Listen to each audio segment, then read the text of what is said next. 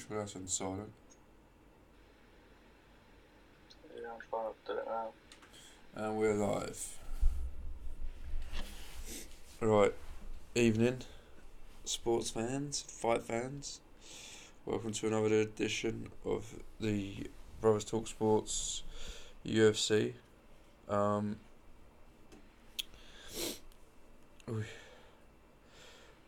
Right, we weren't here last week because obviously there wasn't a fight card, plus we didn't make a video like we normally do for up and coming stars or anything like that, fancy makeup, fights, whatever. We just had a week off. Right, we'll go through last fight card, which was UFC 22, and then we'll have a bit of MMA news, and then we'll talk about UFC Fight Night London. Quickly recapping on UFC 22, you had Jordan Johnson in the prelims win against Adam Milstead, and then there was obviously Caraway's return. I didn't see this fight because I don't get to see the early ones over where I am, and he lost to a decision by Cody Stamann. Did you see that one? No, but people say, they're saying like it's 50-50 who they think won. Some think Caraway, some think Stamann. Well, he was robbed a bit. Some people think, but other people think it's right, so who knows. Okay, Mike Pyle lost to Zach Otto, and I think that was his retirement fight. Yeah, I see that. Got KO'd. Yeah. Round one. Dollaway Lombard was obviously a DQ because I think, what did Hector Lombard do? He hit him after the bell and knocked him out. Yeah. Yeah, but some again were saying that was... No, it was after the bell. Yeah, but they were saying the ref should have jumped in, and he didn't. Yeah. So there's a bit of blame on the ref on that one. Well, when you play it in fast mode, it's kind of like he's going with the motion, like jab and then over. Yeah. But like then, when you slow it down, it obviously looks worse. But yeah, you need to sort of face us, because otherwise turn your shoulders a bit so you actually proper facing us. Give it. No, it's just you can't. Right, That's because the chairs, obviously you can see it. Yeah, move it.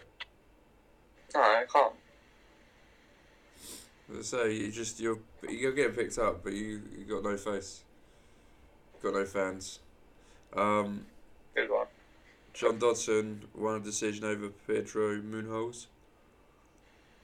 Probably one of the shocks of the night, if not the shock of the night. Dariush being KO'd by Alexander Hernandez. Yeah, well, that was fucking mental. I was watching it, and then you just see, fucking hell, seems like I just woke up. Yeah, so he ran in, and he's like done a hand, little touch up, bomb, and he's booted in his stomach straight away. So bomb touch, bomb. Oh, you said about this. You said that he basically sort of said touch, and Dariush sort of went, okay. It was like a schoolboy playground error. He's gone in to touch gloves, and fucking mate, he's used it as the advantage. Yeah, but a mate said after, if you really think he's there to try and touch gloves and be friendly, he said try and knock me out on that, so I thought fuck it. Obviously Mackenzie Dern made her debut against Ashley Yoda. No, it was a good fight, I tell you what. Some people I think said that was shit fight. I thought it was a good fight. Mackenzie Dern, as soon as she got to the ground, that was over, but she just didn't. She kept to the standard for most of the fight. And she's wild, though. She said when she's swinging, it looks like if you get caught, bomb, it's over, but she ain't landing. Phrase like windmills, apparently. She does. And then that Kat Zingano against Ketlin Vieira. Obviously, Vieira won a decision. I thought that Vieira looked really good. But the third round, Kat was coming back.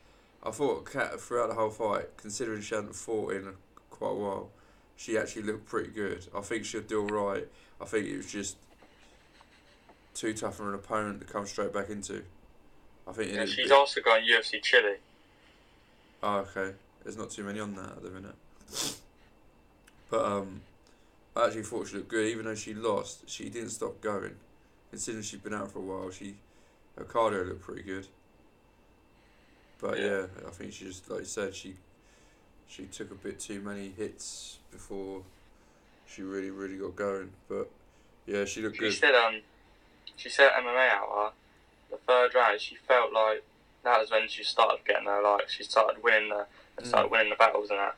She said it was just too late. Maybe don't know. She said if it went on for another couple rounds or another round or something, she could have nicked it, something out of it. The skyscraper Struve looked awful.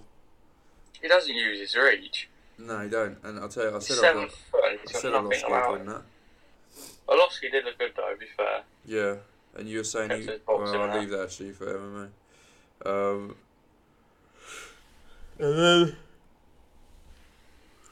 a pretty good fight in the end was O'Malley versus Andrei Sukhomtsev. Apart from the fact that everyone slated him for going in and laying on him when he had one leg, instead of keeping him standing and probably winning the fight. Be fair, before the thing, I think O'Malley, he's just a bit of a hype. But that boy can fight, man. He is sick. Yeah, he was good. Yeah, I see what they're saying about, but I still think... I watched loads of videos and they were all proper cutting him off. Proper. Yeah, but... Yeah, I get what they're saying. Just keep it up and that, like, you just boot his leg or whatever, but... I think if he does that, he's just going to hop like he did for like 10 seconds in the fight and just jab or whatever. And then... Or he's just going to...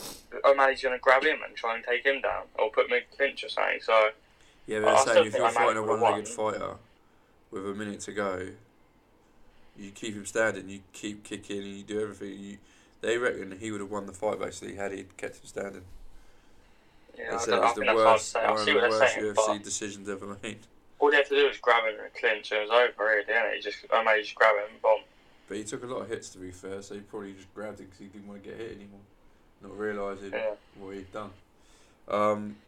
Then, yeah. Another performance of the night in the co-main event, which I don't think anyone saw happening, and that was Ortega knocking the shit out of Frankie Edgar in 22 seconds. Yeah, but the uppercut actually flew him off his feet. Yeah, I know, that's what I'm saying. Ortega, I tell you what, I've got money on him. I'm going to put money on him. No, I'm not. I don't bet, but I think he'll beat Holloway. You do? But yeah, I know what you're saying. Otherwise, that end of credit thing's a pointless thing to do. What we do every week. Dispel the myth. Ronaldo Matthews. I know. Yeah, I think now, I was saying, and I think on the build up to that, I think now, yeah, you've got to consider him up there now. If he can knock out Edgar and be the only one that's done it, he obviously has got something about him, because I was saying he hadn't beaten anyone properly. Really? They talk about Edgar going down a bantamweight. Oh, right. Because they said, before the fight, everyone said about how big Ortega is compared to him. Then his manager, until he got in there, they realised how big Ortega was. They said they wanted him to go down bantam, but it was whether he does it or not. And then, obviously, the main event, Cyborg, Yana Kunitskaya, was an absolute joke, which I said it would be. The moment she took that first hit, she didn't want to be there. And then she just fucking grabbed her leg and held on. When she grabbed her leg and took her down, I honestly thought at one point, I went, oh my god, she's about to tap her out. She was on her back or something. I was like, you look at her face when she gets hit, she's like, I don't know. Oh my god, I don't want to be here. And then she just done another Tanya Evans judge, just held on. If I hold on long enough, I'll be considered the greatest fighter against her because I survived 6 minutes. Yeah. It was one-sided. Yeah, she was a former featherweight about 10 years ago. But fucking hell, she hasn't fought in God knows how long at featherweight. And she's shit. It's just the fucking hype train. Woo, all aboard the hype train for Cyborg. We put her against nobodies. Or fake fucking bantams. Or featherweights. Fake featherweights coming this way. Woo woo, hype train for Cyborg. Fuck off. Fucking man. Anyway, on to MMA news. What a cunt. Oh shit. Right. I was just going to add this in. This ain't written or anything, but Holly Holm says she wants a rematch with Cyborg. Well, I said she does it or no? I do. But she said, I thought she won the first fight. Yeah, yeah. Holly Holm said she still hasn't watched the fight back yet. Okay. But anyway. And another thing is going in my head all week. I don't know why. I don't think this is possible anyway, but I want Aldo to go down bantamweight. How did it go down? No way. I want him to. It won't be able to happen because he's big for feather, but I'd like to see that happen. Him and Egg go down. Well, has anything come out about him trying it then? No, I just want to see it happen. This is supposed to be MMA news. This is Ronaldo's MMA news. What if MMA news? I know, right now, I'll get back to it. Right. That Ty, what's his name? Ty... It's Tuivasa. Tuivasa. It's rumoured that he's going to fight Arlovski at UFC 225. Which is 225 as well? Chicago. Okay. That's Whittaker Romero. Obviously, Whittaker's from outside of the world with Ty anyway. So I reckon if that happens, them two, I reckon they'll throw Tyson Pedro on it as well. Maybe Mark Hunt. Nah. But, Mayweather and Woodley apparently training. Woodley's training Mayweather. Okay. What do you think? Mayweather, just go back into your cave. Yeah, I don't see it. I think that'll ruin... I want CM Punk to get knocked out in his next fight. Fuck him off. Get Mayweather out. I think it'll just be a joke. If Mayweather comes over, it'll just be a joke. It'll make a mockery of the sport. I don't care if he wins or anything. It's just he ain't gonna have a career in the UFC. It'll just ruin it. Like what McGregor done in boxing, basically. It'll ruin it. But Mackenzie Dunn. It's got to a point now. Fighting. We're in a society where it's all about popularity, and for that one night only, we can make X amount of millions, and for that, we're gonna do it, and we're gonna. Yeah, they reckon he can make $1 billion or something for that one fight in the UFC. Well, that's why the UFC are doing it then, because UFC need to make money for the deal they made when they brought it. So let us shit. Oh yeah, I'll just think fuck it. Right, Mackenzie Dern is fighting. I don't know if it's announced. I think no, it is announced. Mackenzie Dern and Amanda Cooper are fighting at UFC 224. That'll be interesting because Cooper is a boxer, and Dern's obviously a grappler. So I think Dern will take her down, knowing that Cooper's lost by submissions. I think she'll just go for a takedown. She has lost by submission as well, quite easily. So if she could avoid that, then she won't. Yeah, but if Cooper could, then Cooper's got a chance of knocking her out. No. Okay.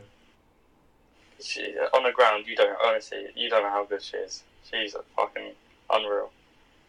Okay. Anyway, Whittaker Romero rematch at UFC 225. Okay. What do you think? Whittaker all day. Yeah, I think it'll be a tough fight though. I think Whittaker will win, but at the moment, I think Romero going with a different game plan. He won't stick to just wrestling and. Yeah, but he guesses. Nah, yeah, I don't know. I think he'll be more patient like he was in the Volkov fight. Well, we'll see. So that's a good fight. Bisping and Rockhold are rumoured. The trilogy. Is that the retirement fight? Yeah. Didn't you say it was upperweight? He said huh? Didn't you say it was upperweight as well? Yeah, exactly. He's talking about going light heavyweight just to make it easier for his final fight and can't be asked for the weight cut and all that bullshit. Who, Bisping? Yeah, he just said he can't be asked for the weight cut. He said today at the weigh-ins because they done a Q&A with him and Van Stan. Yeah. No tell. Yeah, he's just saying. He said about Rockhold, but then he said he don't know yet. I don't know. There ain't no contract out or anything yet, but so that if it does happen, they'll talk about that fight being at UFC 226. But after today at the Q&A, Bisping said he wants his retirement fight in England. So. Oh, okay. Don't know. Well, look, if he can get 2 or 3 more fights out of it, then he will, won't he? Because he'll make more money. Yeah, because they're thinking he'll go on a Liverpool card. That got announced at Liverpool and Darren Till headline.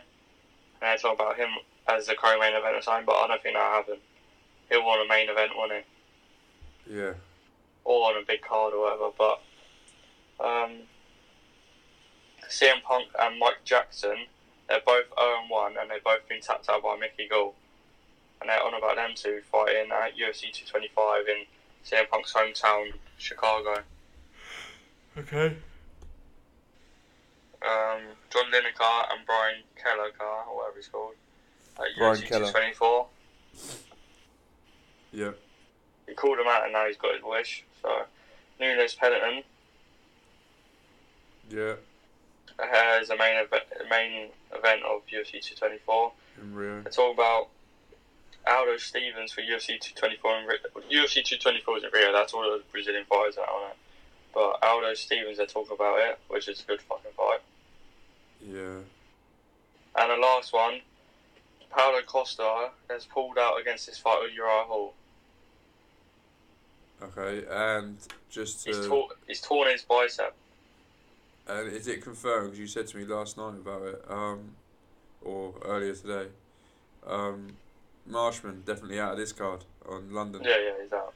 Because he was too dangerous of a weight cut for where he was he at. went on weight. He went on schedule or some shit. Okay, so there's no Marshman. God, that was my research. Marshman, Bradley Scott. So I take it there's no replacement. It's just a fight less on the card. Yeah, it's too late for a replacement. Yeah. Okay. Is that it? No other injuries or any news like that? Nah.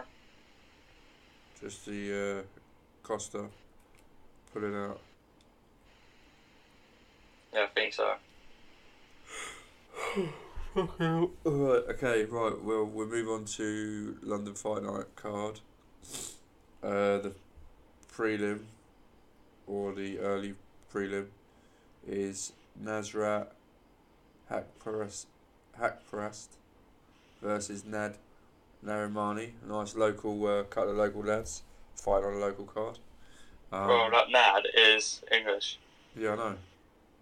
So your point is just being torn up. It's classic because all our English sportsmen are from another country. That's the point. Yeah, crack on. Oh, that Nasrat. Yeah. I was supposed to search this, but I forgot. I don't know if he's the Invicta. I don't know either, because Invicta's for girls, isn't it, only? I know, yeah, it is, but there's... So, I see Nad winning this all day. No, Nasrat, I'm sure he's a champion in something, but... Yeah, I think I misheard something, but fuck it. He lost his debut to Marcin Held, you know him? I've heard of it, yeah, I've heard of that name. He lost over fights, and he beat him. Lightweight fight, this, isn't it? Huh? It's a lightweight fight. Yeah. And that Nasrat has won all his wins are by knockout. All 8 of them? Yeah. Okay. The other guy, Nad, he's won his last 3 fights, and he's stepping in on short notice in this fight. So just to beef up this segment for you, any of them making their debut? Or they both fought already? Yeah, Nad, the English guy. Okay, but the other Nasrat has fought in UFC already? Yeah, he's had his debut and he lost. Oh, right, okay. Yeah, this is Nad's debut. Nad's had he's had 2 knockouts and 5 submissions and 3 decisions. Nasrat looks a bit like Gastelum. Yeah, I know. They had a picture of him signing autographs for the poster at the start of the week. Oh my god, I thought Kevin Gastelum was there. Or Calvin Gastelum, sorry. Right, so who wins this fight? I'm not gonna lie, I ain't really done that bit, but I'm gonna go the English guy, Nad. Well, I think off of your amazing research for the first fight, I've got so much information running through my head, bouncing off of each other, that I think Nasrat's going to win. Fair enough. Just because it's a stab in the dark, like your research. Mark Godbeer versus Dmitry Sosnovskiy. Right, let's go on to someone that actually does a bit of research. Yeah, we'll see. Right, Godbeer coming in 13-3, with a record of 2-1 in the UFC. He won his last fight by DQ against Welterweight. I think it was a low blow, and he milked it for all it was worth to get out. Oh there. yeah, I remember that actually. It was low blow, but most fighters crack on. But he went, nah, I'm going to take my meal ticket and check and fuck off out of it. Obviously, he was supposed to fight Welterweight previous to that, but because of Verdum's opponent pulling out, they put Welterweight up to fight Werdum and left Godbeer with no opponent and another paycheck. Happy days. Godbeer's finished all of his fights by but 2 fights. He's finished all but 2. 9 KOs and 2 subs. Yeah, he fucked up then. Yeah, I know. The actual last fight he genuinely won was against Daniel Spitz in a unanimous decision. I think this fight, in his eyes, is rather keep it standing because obviously he's quite a heavy hitter and he definitely has a bit of KO power by the look of his stats. I think he needs to use his reach. Take his time with the big punches, don't just throw him willy-nilly. And then, because he's a lightweight from somewhere, willy-nilly. And then he's got to think that the younger fighter's going to have a bit more hunger maybe and be a little bit more nippy and quicker. Was this a lightweight fight? Heavyweight, Godbeer. Yeah, that's what I was thinking. No, it's a light heavy, I thought. Nah. But heavyweight? Yeah, Godbeer's heavyweight. He's 240. Fucking hell. On the UFC thing, they've got the guy he's fighting, weight class, lightweight. Well, he's 240 on here, the one I'm looking at. So, get off my fighters, yeah? I'm doing my research here. The opponent for Godbeer is making his UFC debut, heavyweight debut, Dmitry Sosnovskiy. He's 10-0. Obviously hasn't fought in UFC yet. He's an inch taller at 6'3". He's got an inch less reach, but he got an inch longer in the leg reach. Has finished 8. Well, out of the 10 wins, he's had 8 first-round finishes, 6 KOs and 2 subs and 2 decisions. And you're saying you want to keep it standing? No, Godbeer. This is the other fighter now. Yeah, no, that's what I'm saying. Yeah, Godbeer. Godbeer wants to keep it standing. Yeah, if you let me finish my fucking... 8 knockouts. Let me finish what I'm talking about, I'll tell you. Because the Sosnovskiy loves a Kimura, mate. That's his favourite move. He loves to get a Kimura in the old kitty. So, yeah, I don't think Godbeer's got any much of ground game. That's what I'm saying. If you've got but by the sounds of it, if he stands up, he's getting his head knocked off, and if he goes down... He's getting his submitted, yes, exactly. So what would you rather go? You go where you're... Try and if he gets fucking a low blow, try and take it again. So what do you do, right? You've got no ground game, but you've got a bit of KO power yourself, right? And the other guy's got KO power and ground game. What do you go with? You go with your strength, which is stand up and KO power. So, yeah, but ground game just doesn't mean, Kimura, you can get, like... Yes, I know that, but what I'm saying is... Go that way. Yeah, but what I'm saying is, if you've got KO power and he's got KO power, it's whoever gets the best punch in first wins. You don't go, oh my god, he's knocked out 8 people in the first round. I've knocked out everyone or finished everyone other than 2 of my fights. I'm going to ground with this one. Yeah, I get what you're saying, but I'm saying... You fucking idiot. Right, Sosnovskiy trains out of American Top Team, another American Top Team fighter, because they've seemed to have fucking loads at the minute. They're at nearly every card. Last 4 fights have all been first round, and even though Godbeer has more experience and the home fans on his side, I fancy Sosnovskiy to stay undefeated and maybe breathe a little bit of life into the heavyweight division in the UFC, just because it seems to be the same old people fighting constantly. Like, there's no new faces other than that Tai Tuivasa. There's just no one. You just see Werdum and then you see Struve occasionally, and you see Hunt occasionally, over him occasionally. You're just churning out the same people. I'll tell you don't see Cain Velasquez. Oh, you back off, mate. He'll be back, and when he's back, he'll have the belt and all. So with this, I think Sosnovskiy is just going to be a bit more about him, a bit more excited, a bit more. He's going to take to the arena a bit, I think, and enjoy it. And I think he's going to win with a second round KO.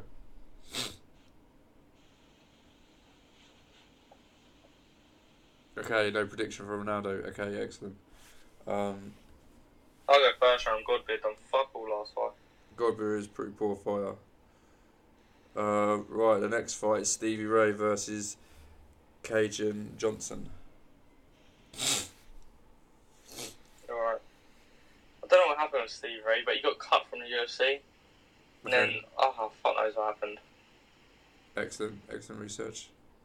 But, no, I couldn't be asked to research that bit, because it's just like he got cut and then they all try and get him back. Now he's back on fucking... Oh, who gives a fuck? He's lost his last fight against Paul Felder. Okay. Yeah, he's won 5 of his 7 UFC fights. Okay. And he's had 8 submission wins. Is this another lightweight fight as well? Yeah. Okay. The other guy... I've not heard of him. He's debuting? What? I've not heard of him. Is he debuting? No. Oh, okay. His UFC record is 3-1. Okay. He's 3-fight win streak. He's had 11 submissions. I normally write down knockouts. I just didn't this time. I don't know why. I think Stevie Ray by decision. Who? Johnson? I think Stevie Ray by decision. Oh, I didn't hear that bit. What do you think? Wow. When I said to you, if you've done your research, you went, yeah, I've done it all the other day. Jesus, you weren't lying. You've literally done like a line. Wow. I know this. You weren't looking forward to this card, and this is probably one of the worst fight cards that we've had this year. But Jesus. And it's shown. Put a bit of effort into the fucking... Yeah, but I'm not going to lie. I'm looking at these people like... I don't think you could, because I don't think you wrote enough down. So yeah, we know you're not going to lie. I'm sitting there at night and I'm doing research. I'm thinking... And there's no one getting you excited. I don't want to research these cunts. Wow. After what I said about Cyborg, you come out of that. I slated one fighter. You slated the entire roster for this card. Yeah, it's just... I'm just not up for it this week, researching. Normally I'll get a bit like, research. This week I just thought, you know what? I can't be asked for research. Well, excellent news. The next fight is Paul Craig versus Magomed Ankalaev. This Paul Craig looks like a right fucking swat. Brilliant. Great start. He went into the weigh-ins. He's got half his face blue, obviously, from Scotland, now, fair enough. I think he's done that before. He's gone in there, he's staring this guy down. It's over, and mate, he's smiling, he's about to turn. He's still got pushing his face like, mate, the face-off is over. Well, the other guy, Ankalaev, is undefeated, isn't he? Yeah, 9-0. I think this is, of all the fighters, Paul Craig's the biggest underdog on the card. And this guy, the guy he's fighting, Ankalaev, is the biggest favourite of the night on the card. Just Paul Craig. Beef up your stat work there for you. Oh, nice one. Paul Craig, he's 9-2. Yeah. He's had 1 knockout and 8 Let's submissions. confirm for the viewers. I think it's light heavyweight fight. Yeah, it is. Okay. Yeah, 1 knockout and 8 submissions in his 9 wins. So he's finished every fight. Paul Craig. His last 2 fights, he got knocked out. First fight by... He's finished every fight. Been finished every fight. Yeah, so every fight he's in, so finish. In his pro and amateur career, he has never seen a 3rd round. Fucking hell. And he's only seen the 2nd round twice. Probably your greatest stat ever since we started the show, but crack on. Fuck off. I've had some great weeks, just not this week. Yeah, anyway, so he's only seen the 2nd round twice and never seen a 3rd round in his amateur pro career. Yeah, you'd have to repeat that stat. I know it's good. You'd have to repeat it.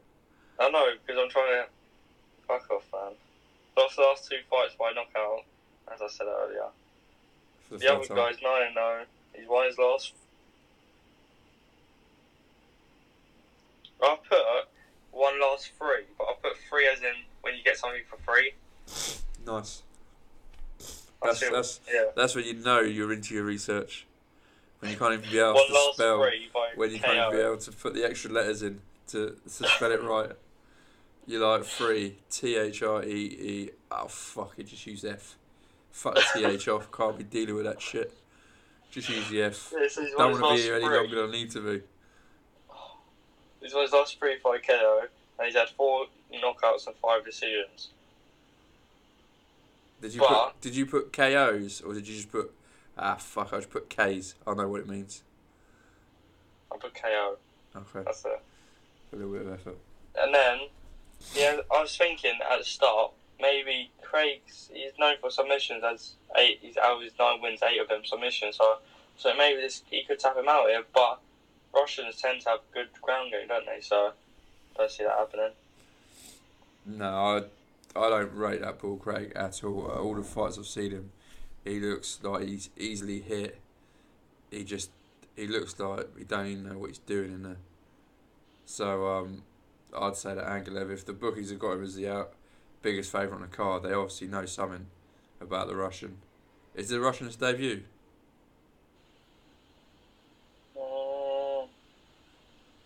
I'd say it probably is. I think it is. If they're coming in with stats like that on a debutant, he obviously has to. Someone knows something about him, so yeah, it's his debut.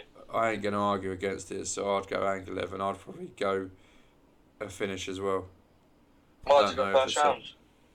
Huh? Might as well say finish first round. Fuck it. No, I'll just say he'll get a finish. I won't give a round. I'll just say he'll get a finish. I'll go first round. And how you spell him first? Right.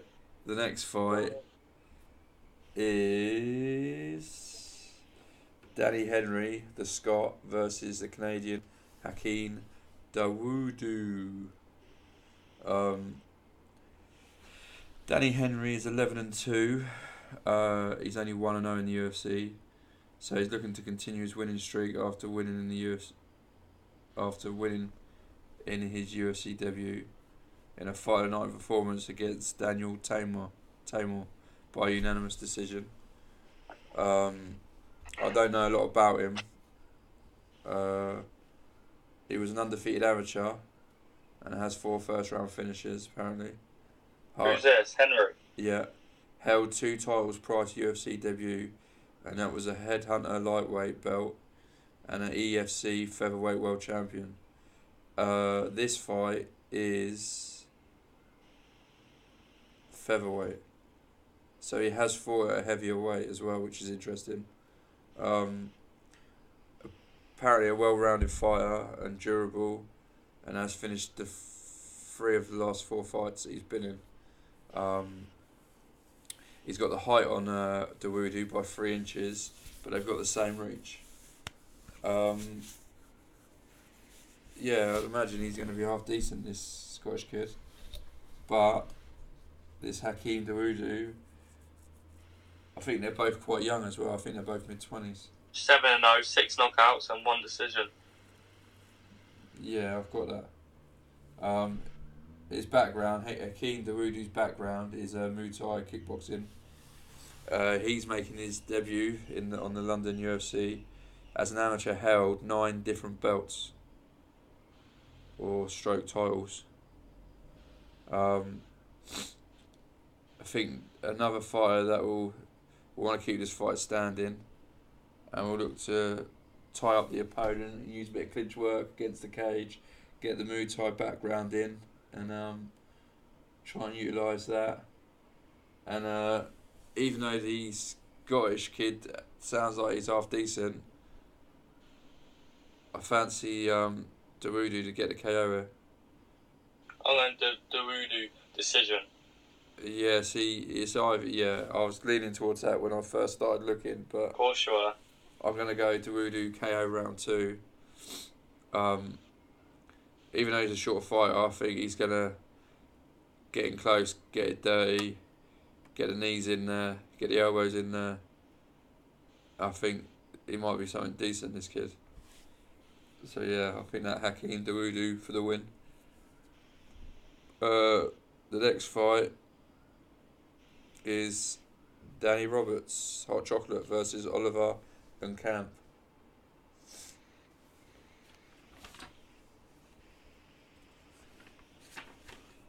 Holy shit. What? Oh, no, it's not, don't worry, it's not the same fighter. He beat some Tamor, but I thought it was his brother. No, yeah, I thought it was the other one, yeah. But, yeah, Danny Roberts. He's alright. He can take a punch. What? He can take a punch. Well, that Perry fight. In his last fight when he got KO'd in the first round. Yeah, but what about that Perry fight? It's good though. Yeah, it's very good. This is a welterweight fight, I believe. Huh? A welterweight fight.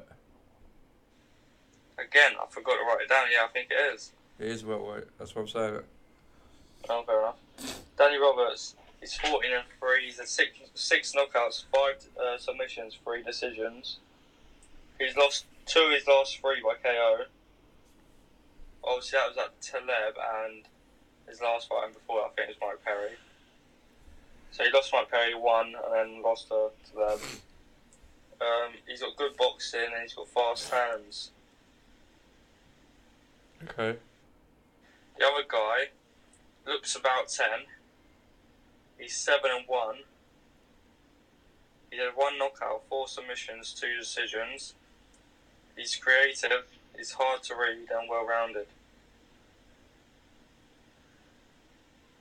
Brilliant. Yeah. Okay, brilliant assessment there. I think Danny Roberts will win.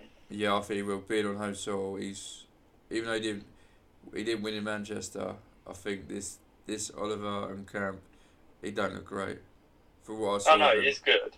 Nah, he don't look great. He went he's 7-1. I forgot to say that one. He lost his debut Split. to that Taleb by decision, and obviously, I think he's just been knocked out by Taleb. So. Okay. I think Roberts' decision. Yeah, I'd agree with that. I'll probably go Roberts' decision. I don't think he's gonna have the. I think he just wants to get a win on in English soil after that Manchester one. The next fight was supposed to be. The next fight was supposed to be Marshman and Bradley Scott, but obviously what we said earlier, Marshman's been pulled out because he wasn't on schedule with his weight, and so it was too dangerous for him to cut what he had left to cut before the weigh-in, so they've pulled him from the card on medical grounds. So the last fight in the prelims is John Phillips, the Welsh debutant, versus Charles Byrd, the USA debutant, coming in from Dana White's Tuesday Night Contender Series. Phillips, we'll talk about first, the Welshman. He's 21-6. Apparently, he has massive KO power and has won all his fights by finishes. So that's 21. But we don't know if the caliber of the opponent is of UFC quality, so it's all well and good knocking out these other chumps. But yeah, but we don't know if this guy's UFC quality, yeah. Yeah, exactly, that's what I'm saying. But obviously, he might have been knocking out kids.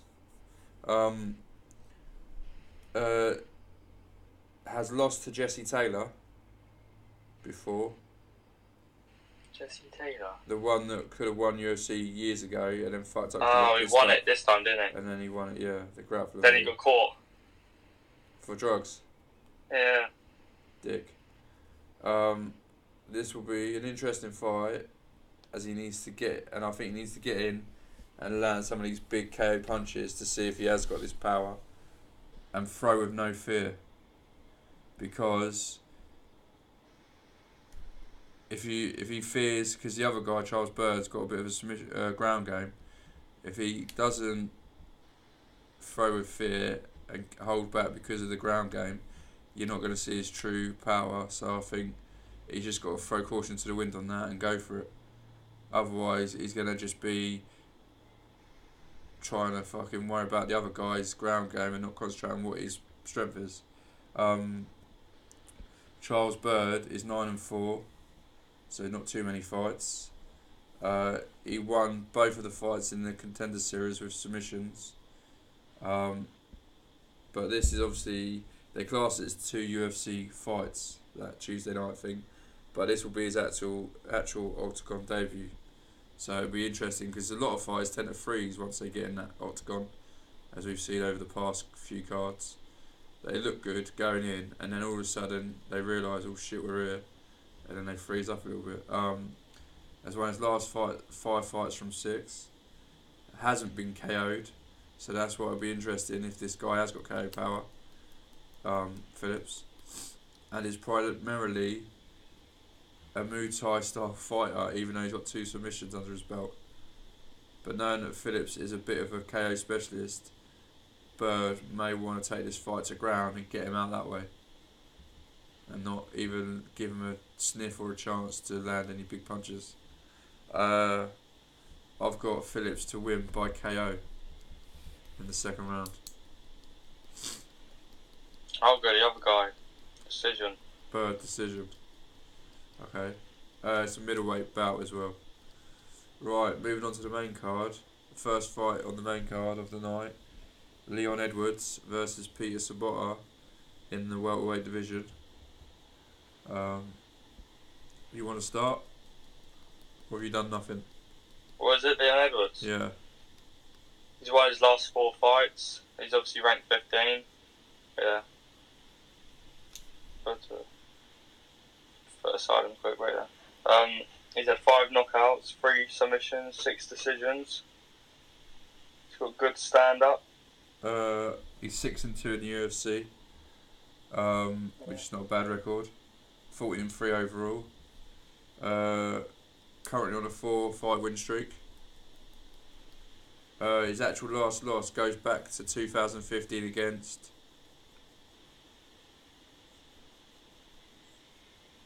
no answer, Usman. Not a bad loss, though, is it? No, exactly. Was a BAMA champion. Mostly decision wins. And with the home crown in his corner, I see this helping him out to another decision win. Loves to stand and trade. He's lost the reach advantage, only by an inch, but they're both the same height. And he's got a 2-inch leg advantage in the reach. Anything to add?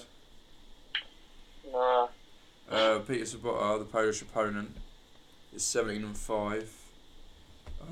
He's 4-4 in the UFC. His last win was against Ben Saunders, which was a knockout. And Wasn't it his last fight? Huh? That was his last fight, wasn't it? Yeah. And he was also now on a win streak of 2, like Roberts is on a win streak of 4. He's on a win streak of 2. I think this will be a 3-round brawl. But Sobotta's got good conditioning and is well rounded. But I'd definitely give Edwards. I'll give it, yeah. But I'd definitely give Edwards the edge, having the home support in his backyard and in his corner. Even though last night Sobotta fought was 28th of May, so nearly a year ago. Yeah, but the thing is, even though Edwards, well, even though everyone seems to class him as English, he's actually down as Jamaican. Yeah, he came out with a Jamaican flag at the weigh-ins and an English one. Oh, okay. Right. But Sobotta, he's finished 15 of his 17 fights, 5 by knockout, 10 submissions. I think Leon Edwards will win by decision, even though he said he wants to finish him. I think it'll be a decision. I think it's a decision as well. Right, going on to the second main card fight. We've got Tom Duquesnoy. I was like, you was going to say something. Tom Duquesnoy versus Terrion Ware in the bantamweight. Dukenwa is 1-1 in the UFC, and he was on an 11-fight winning streak until Cody Stamann stopped him with a split decision last fight out. It's his third UFC fight, has good cardio and good adaptability. Apparently had 4 belts prior to UFC, which is not bad for another young prospect. Yeah, he's only 24, but he's fucking good. Good cardio. Said that. Oh. That Cody Stamann fight was a split decision as well, so... Said that. Oh. He's had 8 knockouts, 4 submissions, 3 decisions. Okay. I think we're a tough opponent because he done alright against O'Malley. He's just tough, isn't he? He just kept getting hit, but kept grinding, kept going. And to be fair, had that fight gone another round, I think he might have started dominating O'Malley. Dukenwa's speed is going to cause Ware some trouble, and if he explodes early, he'll probably go on to win the fight if he gets out and really lets loose in the early rounds. Because Terrion Ware against Malley was a slow starter, and that's what I think cost him the fight. Even though he did look good in the end, the only criticism I've got is he took too long to get going and to come out of the gates, and he needs to be a bit quicker this time. But he's had a tough start to the UFC career, Terrion Ware, fighting against Stamann and O'Malley, and now he's got Dukenwa all... I don't know, what a fucking bad run, what cunts they're giving him. Yeah, and they're all young, all prospects. Coming up. Yeah, exactly. So, if he starts slow again, he's in trouble, and he'll only rack up a third straight loss if he does come out slow. He's 0-2 in the UFC, obviously, because of the 2 fighters we just named. But overall, he's 17-6. He's got a slight height advantage. He's got a 3-inch reach advantage over Dukenwa. So, it'll be interesting, but I did have Ware originally to win it by decision because of how tough he looked for O'Malley. But having done a bit more research and looked into it, I've gone Dukenwa to get him out in 2.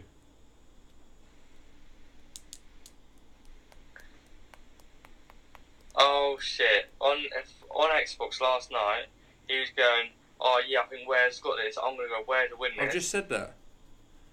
Oh, did you? Yeah, I've just said I had Ware to win it by decision, and now doing a bit more. Christ, man, what are you doing? Listen to this. You've got to do it for an hour and a half, and you're on the phone, probably fucking shopping or playing Fortnite. No, it's good. I'm not gonna lie, I'm quite tired. Fucking hell, tired. Oh, you just got up, you can't. Exactly, so you've had your sleep. No, oh yeah, what, 5 hours? Whoa, crazy. Yeah, Desanoy will win by decision. Who? Desanoy to win?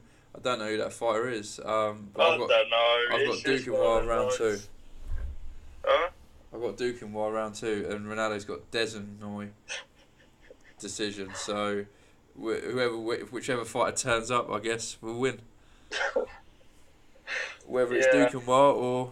I've got Tom to win by decision. Younger, fresher. Right, co-main. I'll let you lead this one.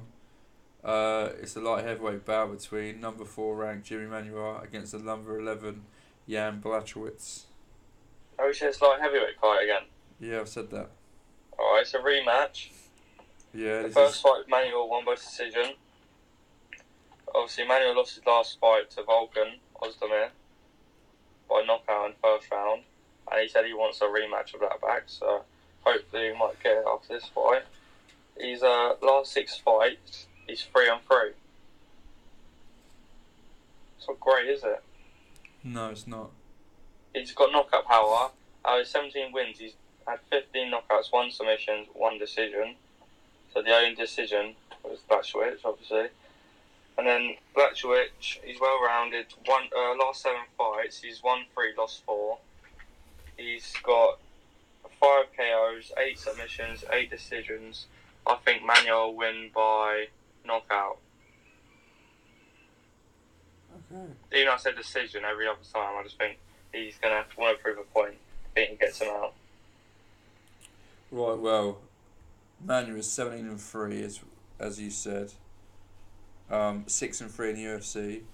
I think he's going to have the psychological edge over Jan Blachowicz because of that previous defeat of him.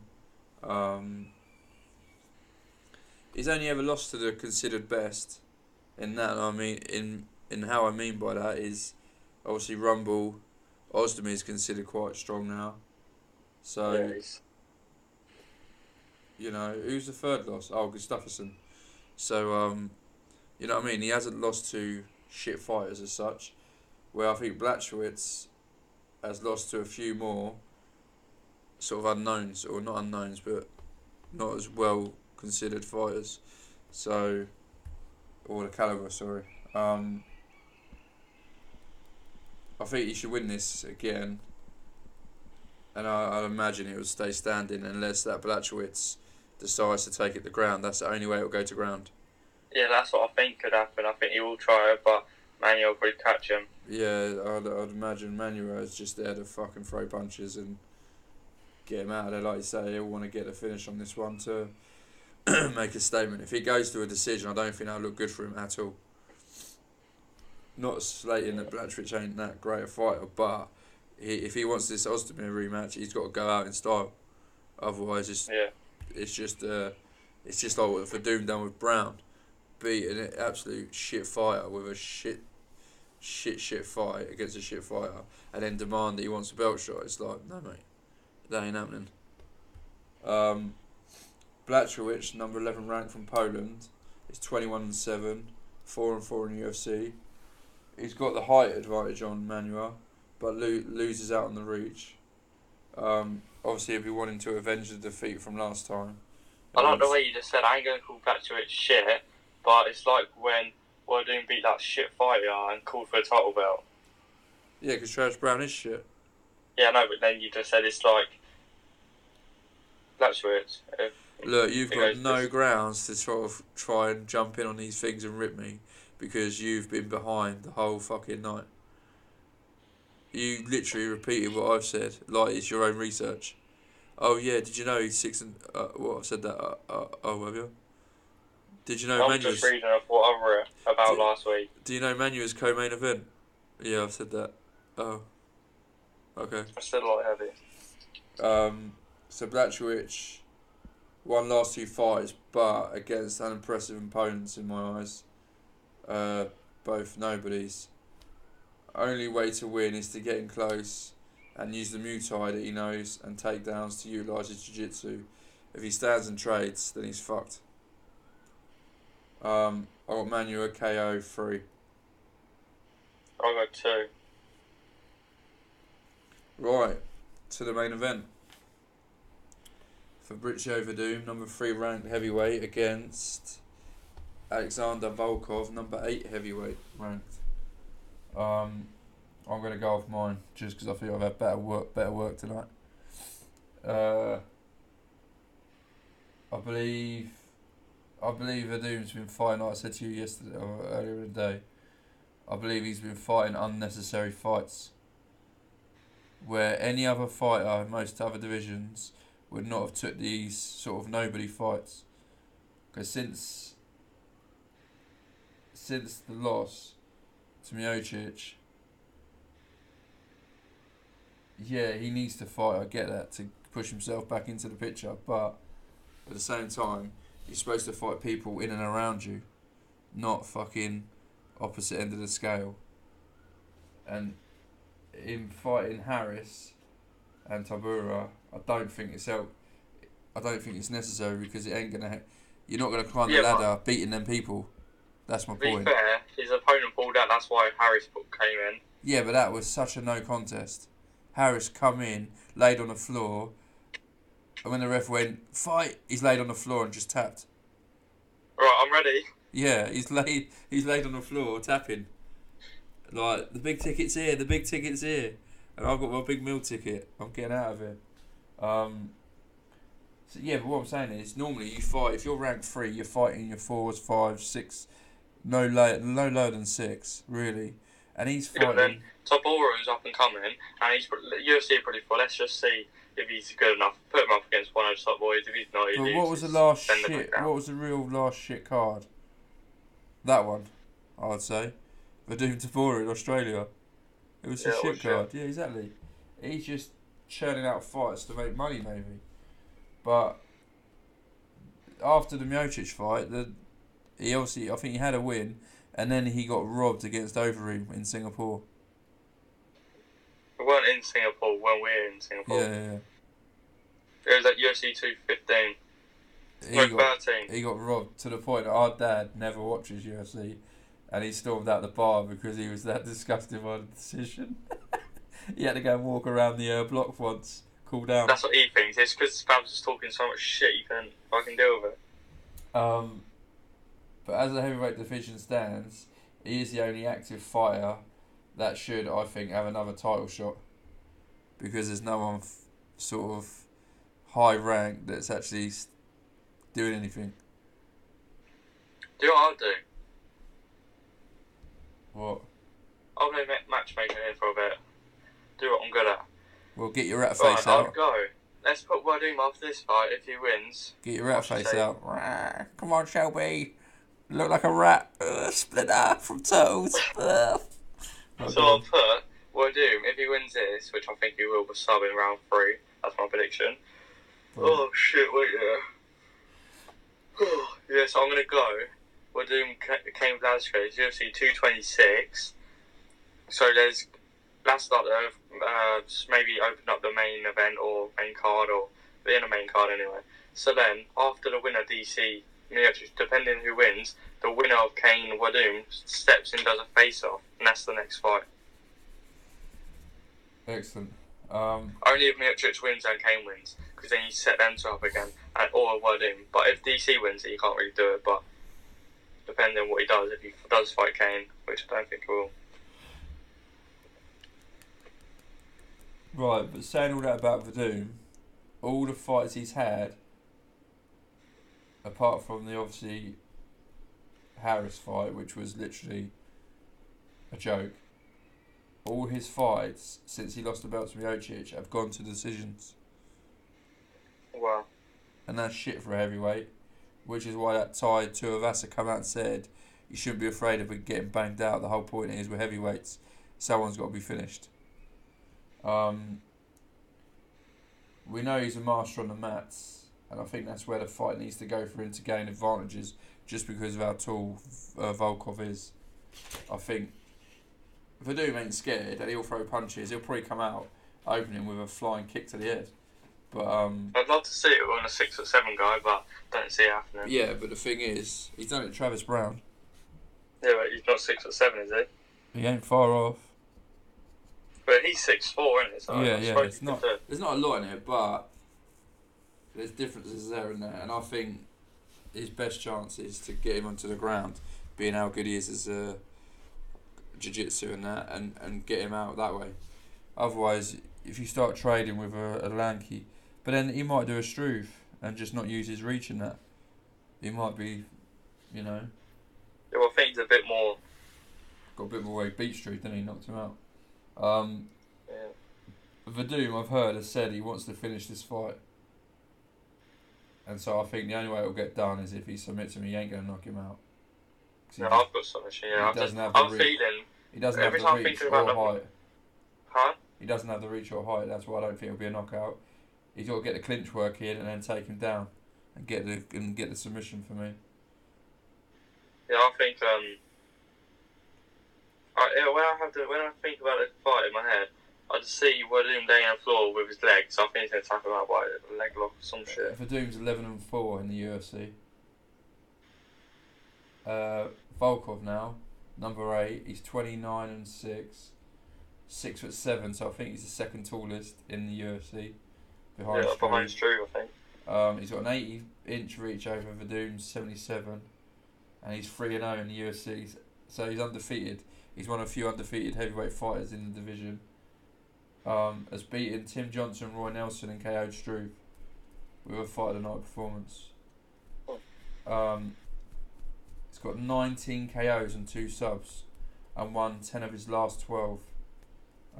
He does 3 subs. Well, I've read only 2. Has good striking, and can also grapple with the best of them. But I just think Werdum's grappling is probably... It's too much. Yeah, it's probably the best, or one of the best in the heavyweight division. And I think if he's going to want to win, he's going to want to keep it standing. So it'll be an interesting battle of takedown defence versus fucking, obviously... Werdum's black belt in Jiu-Jitsu and Muay Thai. More to Muay Thai. Yeah. That's I don't get how you're a black belt in Muay Thai, like, you can't get a black belt in boxing, is it? So... Yeah, well... I don't believe any of that stand-up bullshit. I think if you ever get a belt, it should be an interesting fight, and it's probably two of the bigger names on the whole fucking card, considering I think the biggest name on the card was Patron Zant's coming over. Yeah. I've got Werdum round 4 submission for the last fight. Oh, round 3, as I said. Werdum's going in as a favourite on the bookies. We'll just go through the bookie market quick. Werdum's a slight favourite. Manuel's a slight favourite. Duquesnois a big favourite. And Edwards is a slight favourite. Like we said, Ankalaev in the prelims against Craig is the biggest favourite, and Paul Craig being the biggest underdog. Right, let's move on to our predictions for bets, in case you want to jump on and you're not sure who to bet on, then let us guide you. Right, we'll open up with Ronaldo's hat-trick bet, as always. I'm just going to fix that a bit quick. Right, Ronaldo has gone with Leon Edwards' decision. Wow, unusual. He did say to me, Tom... What's his name? Duquesnois. He's gone with Tom Duquesnois. I've put win because I couldn't get the odds for a decision, but Ronaldo has said he fancies a decision. And he's gone for Emmanuel just to win outright. So if you do what you see on the screen, you will get a £42.07 for a tenner. The classic Ronaldo top up and a Nando's. How much? £42.07. Fucking hell, it's not too bad. That's for 2 wins and a decision. But if you go with your actual bet, which was 2 decisions and a win, that should jump up to between 50 and 60 quid, I think. I'll throw me a tenner on that then. Yeah, cool, sure. How much do you mean serious? Well, if you want me to put it on for you, let me know. I mean, I'll put it on for you. That's what we do. We always put these bets on. That's why we recommend them.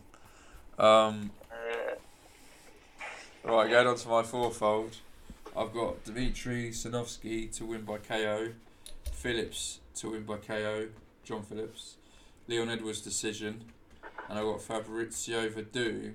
Even though I said a round 4 submission, having looked at a bit of research last night, on my bet I've done a Werdum decision. A £10 win gets you £312 on mine. What the fuck? You just said round... Oh my 4. God. Yeah, I've just said all that. I went, even though I've said round 4, I'm torn between that and the decision. So what are you going for? I've said round 4, but on my bet I've said decision. Yeah, but what are you going for? You can't just... I think it'll be round 4 submission. Alright. But as a betting man, I would lean toward... I wouldn't want to put finish. Just for doing to finish, I didn't want to do that. But as an actual personal thing, I think he could get the submission in round 4. But as a bet, I'd say play it safe and get the decision in there. Because they've all been decisions since he lost the belt. Even though he needs to do something big to make a statement. So they're the bets for the weekend. There's not another card now until UFC 223 is the next one. Which is I can't fucking wait. April 6th, 7th? 8th. 7th. 8th. 8th, what, Sunday? April 8th, yeah. That's what it says on your dates up there. Oh, well, they must have changed it, the UFC sneaky bastards. Which is... The 7th, actually. It is the 7th, yeah. Yeah, but that was put up well before it had been properly announced. that date on what you're seeing. That's probably the last one on there, isn't it? Yeah, it is. Fucking hell. Yeah, so the next one, I don't know what we'll be doing in the 3 weeks in between. If anything, we'll discuss it together, and if we do come up with something. Fortnite video in. Yeah, I don't mind doing something like that. How the fuck are we gonna do that? You fucking. I'll work out how to do it. Yeah, so the next one that we talk about UFC on will be early April next month, and it's for Ferguson, Khabib, Namajunas, Joanna, I can't fucking wait. and the card is savagely stacked. That is. Why are you saying this shit? It is a good card. That's what he says at Fortnite, yeah. There's a matey called Donut, yeah. We don't know who he is. He's good at Fortnite. That's why we just let him join us because he's good. And he just licks his ass, Fabs. Oh, Donut, you're sick. Yes, look at Donut go for the win. Oh my god, I can't deal with it. So Rogan on his podcast, or when he has a fight on it. Alright, cheers for that. And can't ever mention Fortnite on the end of every podcast now. I'm not gonna lie, actually, I'm admitting that I'm pretty addicted to it. Yeah, brilliant. So yeah, our next card will be 224 in April. We'll obviously discuss the London card way back then. So, or maybe one of our videos might be a review of London, just to fill in the gaps. Wait, Fabs, does that autograph I done look alright? Does it look real? The what? The autograph I done, does it look real? The autograph you done? Yeah, on the shirt. Well, my Henderson autograph's bang on, mate. Yeah, it looks good, I done it. Yeah, and favour. They're not going to see it that well on your thing because of the light reflecting. But yeah, cheers for tuning in. If anyone has tuned in, and we'll see you at the next fight card. Laters. Anything to say, Ronaldo? In a bit. Yeah, classic. In a bit.